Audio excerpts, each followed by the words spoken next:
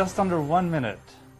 But that's far from impressive compared to how long it takes for any of the world champions to solve it. Speed cubers can actually solve the Rubik's Cube in under 10 seconds. It requires a lot of practice and memorization and really fast fingers. This is an example of some of the fastest times officially recorded. Can you find the fastest person on the table?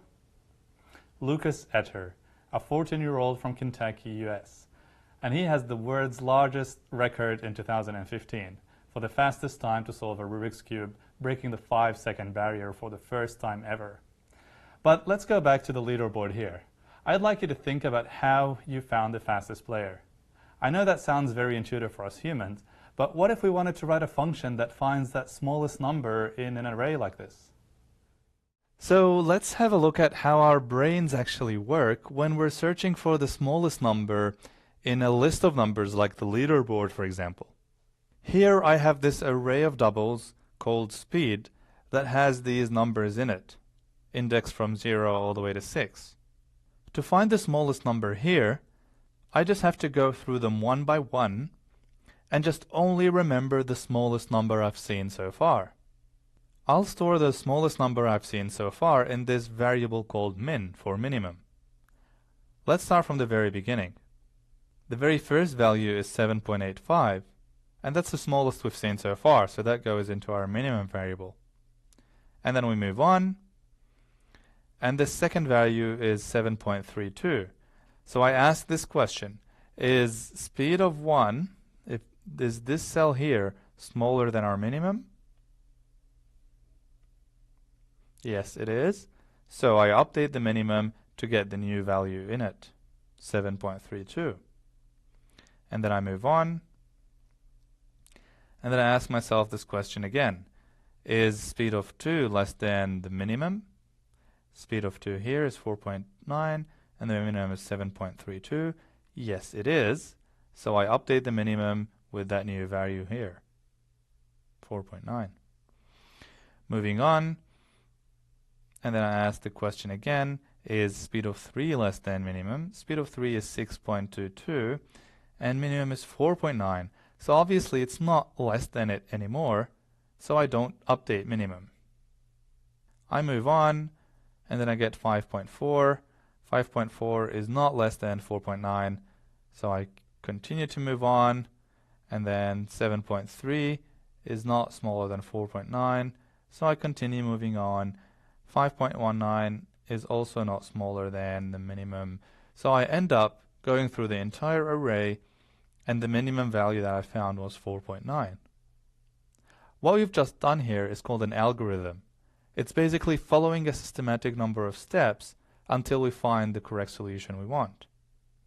Thinking that way helps us writing code. So let's see how we can implement this in Java. Assume we want to write it in a function like so, a function called search that accepts the parameter an array of doubles called speed and returns a single double that is the fastest or the smallest value in this array. So the parameters is the speed array, which is an array of doubles, and it returns a double, which is the fastest speed found.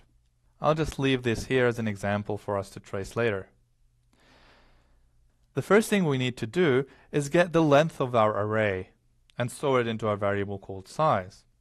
Any array.length calculates how many cells is in that array and returns an integer number of that value.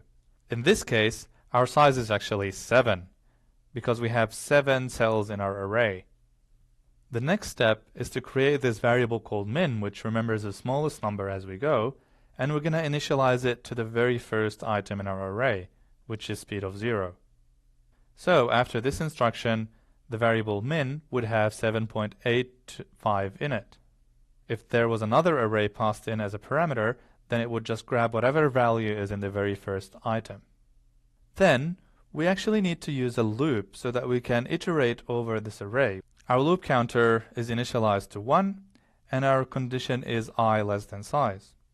That means that our counter would count up from 1 all the way until just before it reaches size. And the increment is just I++, which means we're adding just 1 every time. The reason we start from 1 is because we've already assigned minimum to the very first item. So we need to start comparing from the item with index 1 all the way till the end, which is size. So what do? Inside the loop, we ask ourselves the question, is this value at that particular time in the loop smaller than our minimum value? We do that with an if condition. So we say if speed of I is less than minimum. Speed of I is pointing to a particular cell in the array depending on the value of I. So it starts by pointing at this particular cell, and then it moves on to this one, and so on. And each time we're comparing it to minimum. If it is smaller than minimum, then we update minimum to get that value inside speed of I. Once our loop is complete, which means that we've visited every single cell in the array, we can just return minimum. Because at this point of time, we're certain that minimum would have the smallest value in the array.